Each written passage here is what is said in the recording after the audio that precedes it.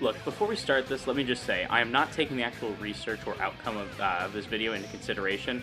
This is a video talking purely about the animation, all the relevant things around it, that play into what makes this fight so fucking amazing. With that being said, this is my entry for the One Musical Scene collab. Goku vs. Superman. Do I really need to say more about this? I mean, if you look at even just the dawn of humanity itself, there are three major questions people have asked since even the caveman days. 1. Who would win in a fight between Goku and Superman? 2. Can the McRib legally be considered food? And 3. How fat and how dumb is your mother? Now, this video we're going to be talking about just the first question, but to quickly answer the other two real quick. No, I think at best it could be legally considered cat food, and 2, so fat that Superman can't lift her, and so dumb Majin Buu looks like a genius in comparison. Okay, but back to Goku versus Superman. Goku and Superman are the pinnacle of power in fiction. They're the two greatest heroes ever put to page or screen, and because of that, ever since these two were conceived, people have always wanted to know who would win in a fight to the bitter end. On one side, we have the legendary Super Saiyan Defender of Earth, who has been a gateway for many anime fans, including myself. If it weren't for playing Dragon Ball games at a friend's house in middle school, I would have never been introduced to Dragon Ball or even anime as a whole. Now granted, when I played those games at my friend's house, I just played Majin Buu because I thought he was really funny. But still, those games and those memories are what got me to be a fan of the series in the first place and, get into anime as a genre. And on the other side of this debate sits the last Kryptonian DC Guardian of Earth, Superman. The father of the superhero comic book genre, the mascot of DC, the most iconic and recognizable character ever. I mean, think about it. If you think about comic books, likely the first thing to come to mind is going to be Superman. Maybe Spider-Man in more modern days, but there's a reason we're not putting Goku up against Spider-Man. That fight would end so quickly. Now, while Death Battle did already cover this matchup in their first season with their magnum opus episode of, Goku vs. Superman, people still wanted to see this fight. After all, a lot of people disagree with Superman winning the fight, including myself. So, with the demand from fans and Goku now achieving 2 new godly forms thanks to Battle of Gods and Resurrection F, Death Battle started production on a rematch. Since this was simply a sequel episode, Death Battle just did a kind of a quick rundown of the two fighters, touches on their new powers and forms, and then talks about the two series' origins, which gives a nice bit of, background to the characters, something we don't see a lot in Death Battle, just in terms of the background of their series beginning. But also, it helps to ground this episode more as its own thing, rather than just doing Goku vs. Superman again, which they kind of are doing. But with all the build-up from the analysis, and the first fight before this standing as one of Death Battle's greatest fights ever, the rematch had some giant shoes to fill.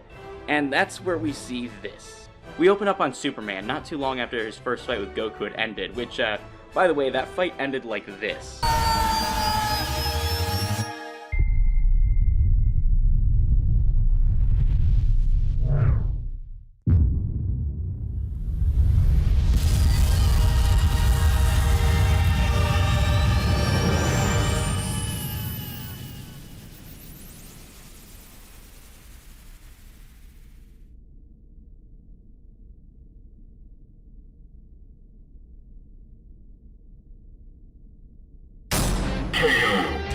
Anyway, we open up on Superman, who's using the Dragon Balls to undo the damage that he caused alongside Goku in their first fight. Now, let's disregard the fact that the planet blew up, so Piccolo's probably fucking dead, which means that the Dragon Balls shouldn't work, and let's also ignore the fact that Goku's gonna come back with 2 new god forms, despite the fact that in the timeline of this fight, Goku fucking died and has been gone for like 2 days maybe. So let's just ignore all the blatant plot holes that go against Dragon Ball Z and all of its logic and lore, and just admire the scene. This moment takes its time to set in a somber mood. The music is slow and sad, since, well, Superman during this last fight killed a man. And he went so wild and lost so much control that he blew up the planet and killed everyone on it. Something that goes against everything Superman stands for. If you paid attention to the analysis of the first Goku vs. Superman, and even the analysis of this one, they cover that Superman has these mental boundaries put in his head. A, that restrict his power for his own emotional reasons, but B, it's also so that things like this don't happen. So now here we are with this sad, slow music, watching Superman fix this mistake that he made when he, like I said, lost control. But then the music cuts, and we hear nothing as Superman descends down to the icy mountain range.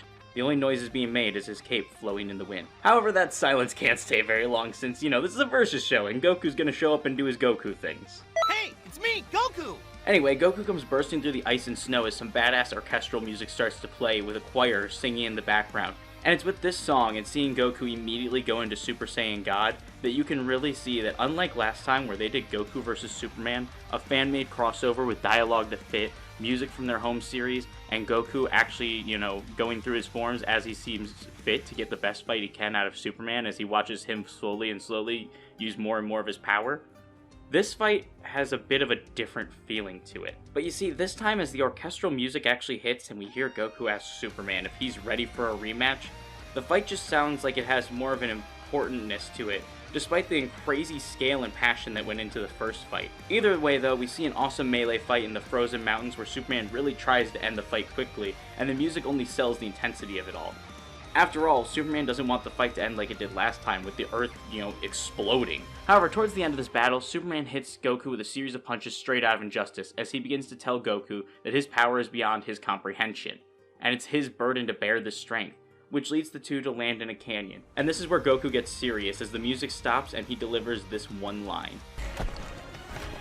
Don't get ahead of yourself, buddy. You're not the only one with that kind of power.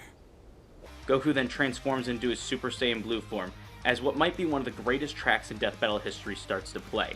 Just a quick little side tangent here. I was originally just going to do my one musical scene on the canyon fight from this episode, but it takes up the majority of this fight scene, and the other parts of this kind of lead up into what makes this canyon fight so special.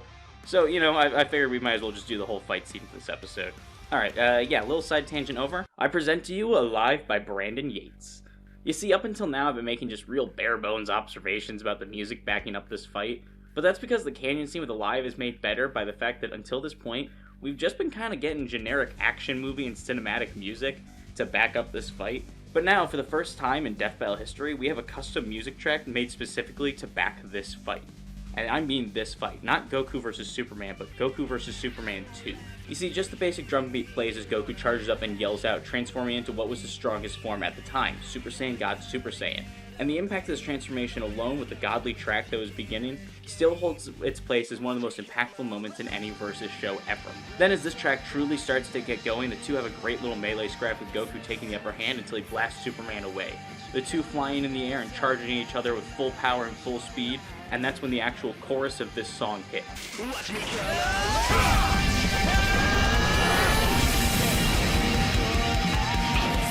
The two of them start trading blows with each other in a badass scene before Superman brings Goku to a city for some fucking reason.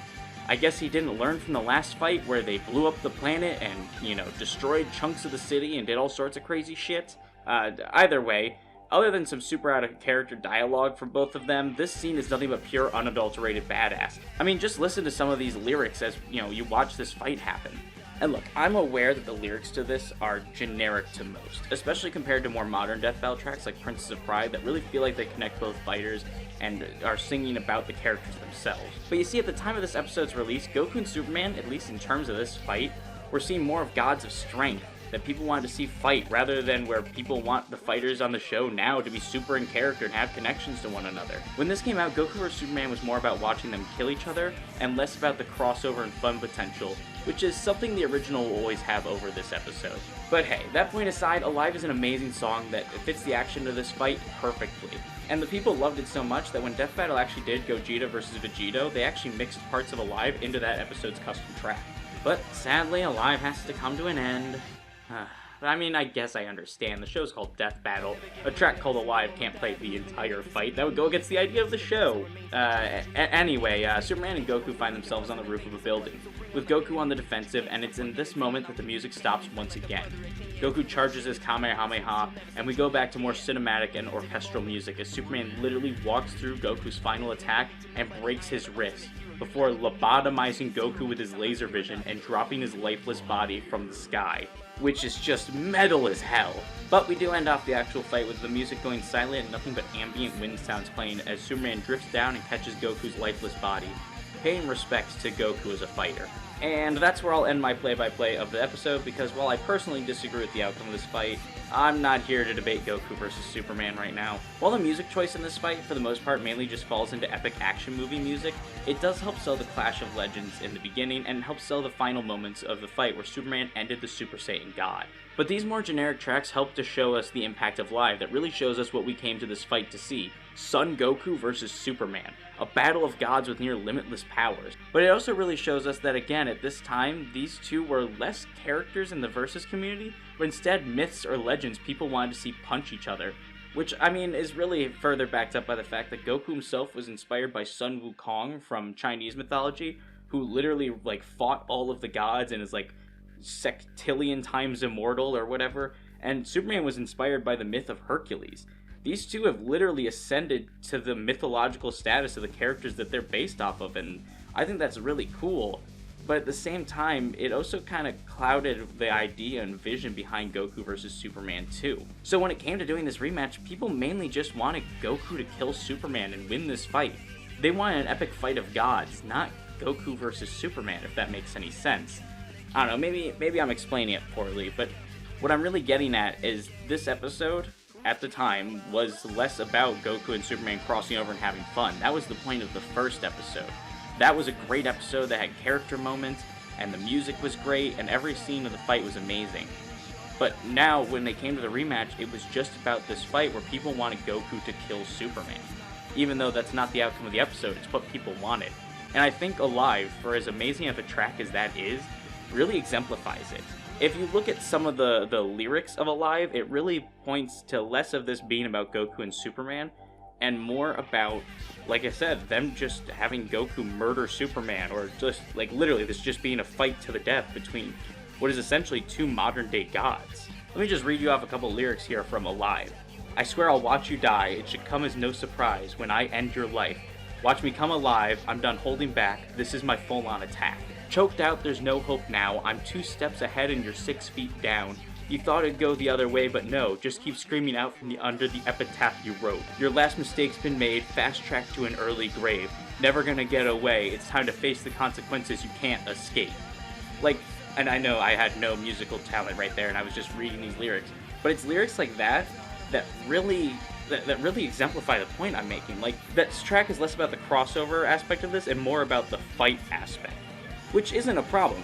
Don't get me wrong, Alive is a fucking fantastic track, but it really sells the fact that it was a different time when this episode came out. Compare this to Vegeta vs. Thor that came out just this last season, and we have amazing lines that reference both characters and are less just about straight up murder.